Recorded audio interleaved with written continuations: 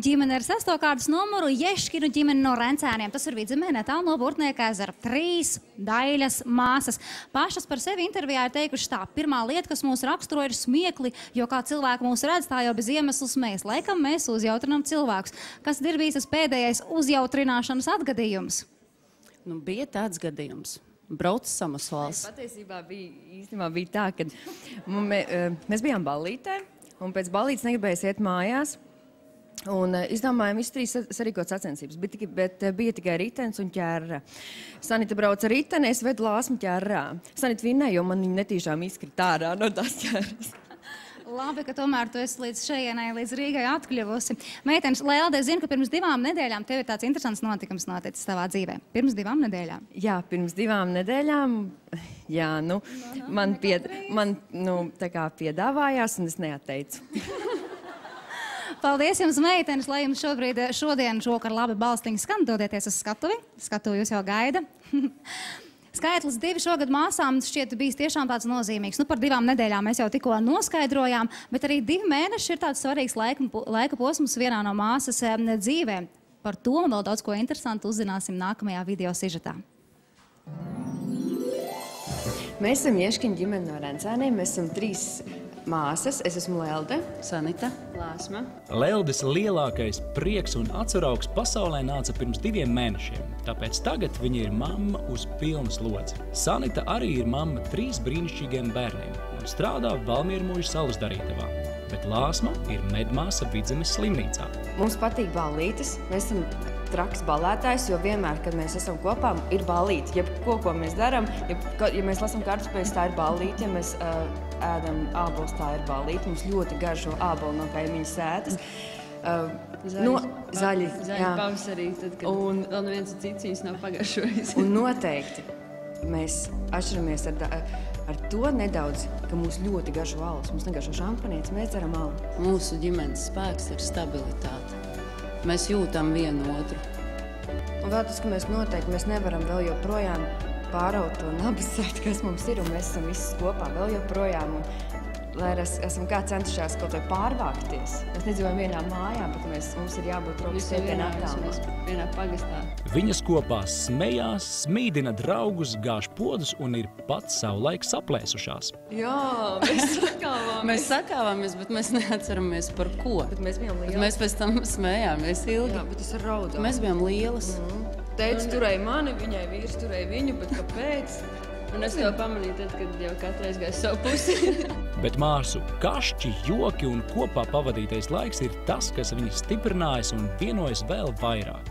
Ģimene tas ir kopums. Tur nav neviens iztrūkstošs tēls. Ja? Tas ir mamma, tētis, bērni, kāds kaķis, suns.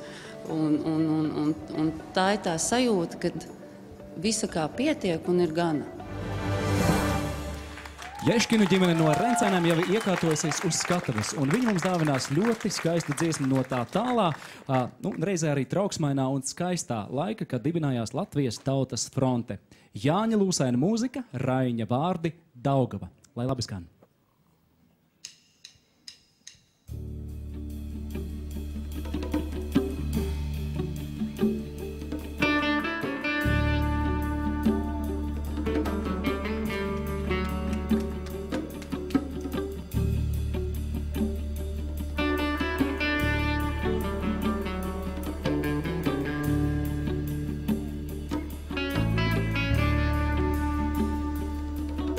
Skalo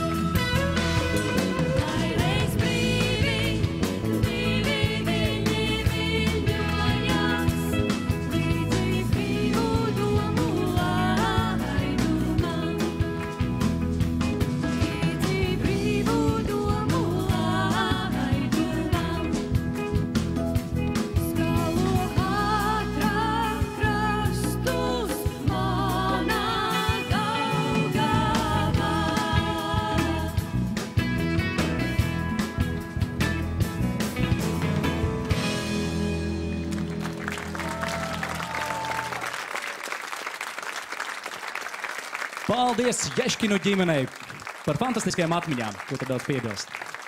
Nāciet, draugi, blakām. Kas bija tie, kas jums palīdzēja? Tas ir mans līga vainis. Tas ir tas, kurš piedāvājās. Tas ir tas, kam es neatteicu. Labi, sapratu. Un tas ir viņa grupas biedrs Reinis Reķis, kurš mums palīdz. Viņš kā brālis mums ir. Skaista, skanīga ģimene. Paldies jums par priekšnesumu tiešām. Žūrija, lūdzu jūs komentāru. Normund, sāksim ar tevi. Tā. Es pat nezinu, ko teikt. Dziesmā, droši vien, ka svarīgi ir izvēlēties dziesmu pareizu. Dziesma, manuprāt, bija ļoti pareiza izvēlēta un skanīga un spēcīga.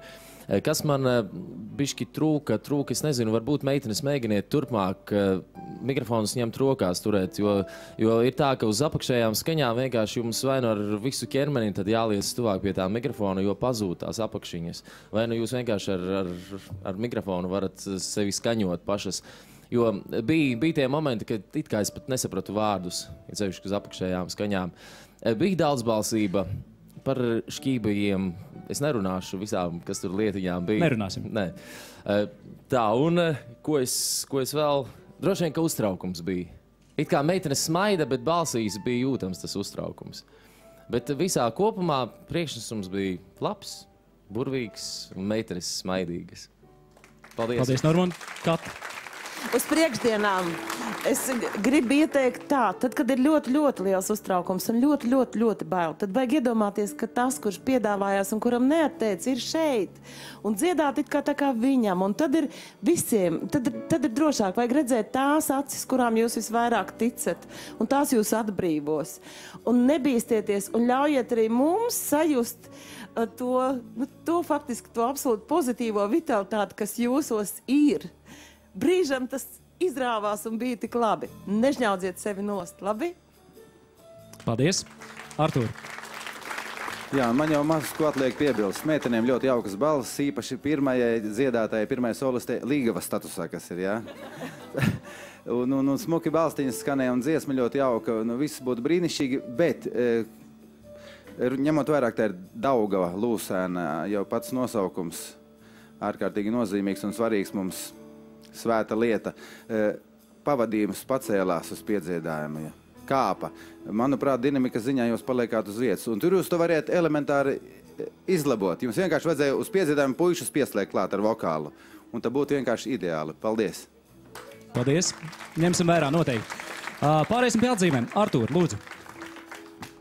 10. Kate? 9. 9. Normunds 9. Paldies, doties atpūsties.